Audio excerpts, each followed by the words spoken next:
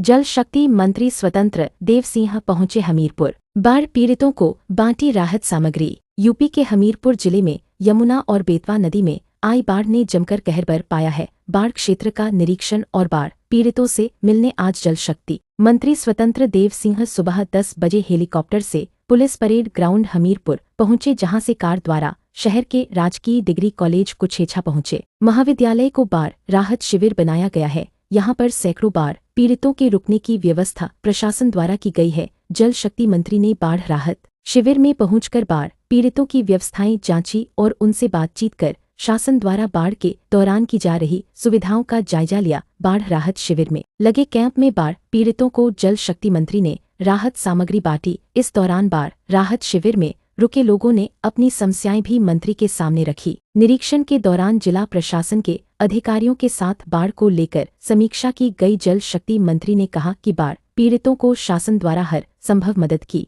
जाएगी। जिला प्रशासन भी बाढ़ पीड़ितों की व्यवस्थाएं करने में लगा है। निरीक्षण के जल शक्ति मंत्री हेलीकॉप्टर से पड़ोसी जनपद जालौन चले गए। हमीरपुर जिले की यमुना और बेतवा नदी खतरे के निशान से 4 मीटर ऊपर तक बह रही थी। बाढ़ का 1 मीटर जलस्तर कम होने के बाद क्षेत्र के लोगों को थोड़ी सी राहत मिली है, जिसको लेकर आज बाढ़ पीड़ितों से मिलने और उन्हें राहत सामग्री बांटने जल शक्ति मंत्री स्वतंत्र देव सिंह हमीरपुर पहुंचे हैं। हमीरपुर से सोमू अवस्थी की रिपोर्ट।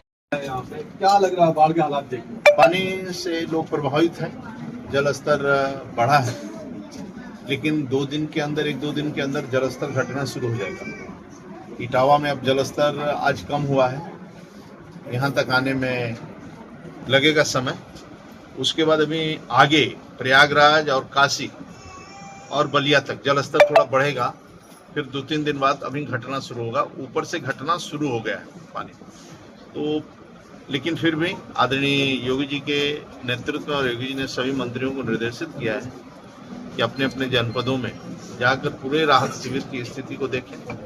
डॉक्टरों की स्थिति क्या है, किसी को किसी प्रकार की कोई परेशानी न हो, न चिकित्सा से न पशुओं को किसी प्रकार की परेशानी हो, चाहे पशु डॉक्टर चाहे चिकित्सक अपने किसी भी गांव में जो भी प्रभावित लोग हैं उनको ठीक ढंग से भोजन मिल रहा है कि नहीं मिल रहा है, जो आपदा राहत किट है उसको सभी के पास पहुंच रहा है कि नहीं पहुंच रहा है, किसी प्रकार के लोग परेशानी नहीं। जिसका मकान दुकान यदि कुछ गिरता है, नुकसान होता है, उसका भी उनको भविष्य में, क्योंकि सरकार पूरी खड़ी है, पूरा विश्वास लोगों को रखना चाहिए और आराम से सहयोग भी करना चाहिए सरकार का।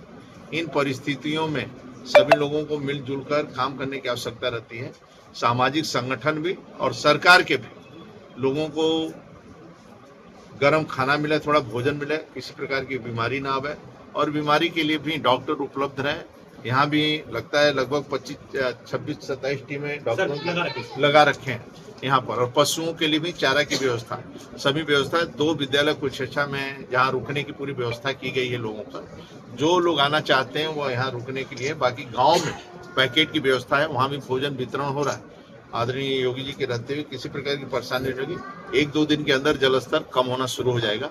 लेकिन बरसात इस बार मध्य प्रदेश में ज़्यादा बारिश हो गया, जहाँ बाढ़ हम लोग सोचते हैं कि बाढ़ जहाँ आती है और उधर अभी बाढ़ नहीं आ रहा है, जो पूर्वांचल बेल्ट है, देवी पाटन मंडल, आजमगढ़ मंडल, अपना गोरखपुर मंडल, अभी उधर प्रभावित नहीं है। लेकिन जहाँ पर बाढ़ नहीं, इस बार चित्रकूट से आक्रमण किया है, चित्रकूट और हमीरपुर और इस बेल्ट में बाढ़ का प्रभाव है, क्योंकि इस बार नदियां जो बुंदेलखंड की जितनी भी नदियां हैं और चंबल, बेतवा, केन, धसान, पहुंच जितनी भी नदियां हैं, जबरदस्त बारिश होने के कारण यमुना में पानी आने के कारण जलस्तर बढ़ा है और 1-2 दिन के अंदर जलस्तर घटेगा।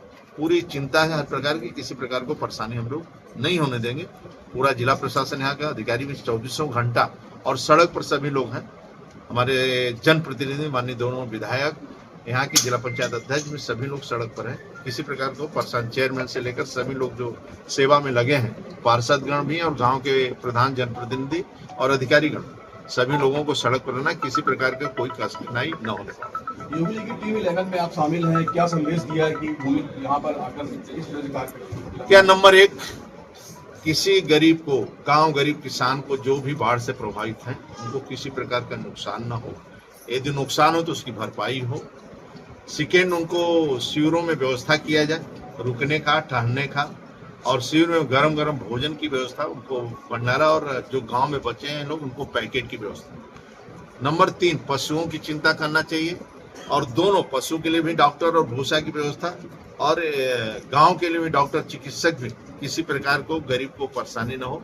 जो बाढ़ से प्रभावित लोग हैं सभी को सुरक्षा व्यवस्था किया जाए और भोजन से लेकर सभी प्रकार की सामग्री उनको मुहैया करवाएं। आपने यहाँ सर्वे किया, क्या देखा आपने, क्या खामियां लगी, क्या कठिनाइयां हैं क्योंकि बाढ़ में तो आप तो जानते ही लोगों को जो अपने घर पर रहते हैं और फिर शिविर में रहेंगे थोड़ा कठिनाई रहता है, लेकिन उस कठिनाई से लोगों को समझौता करके आराम से रहना चाहिए और पूरी व्यवस्था यदि कोई कमी होगी तो उस पर देखा जाएगा।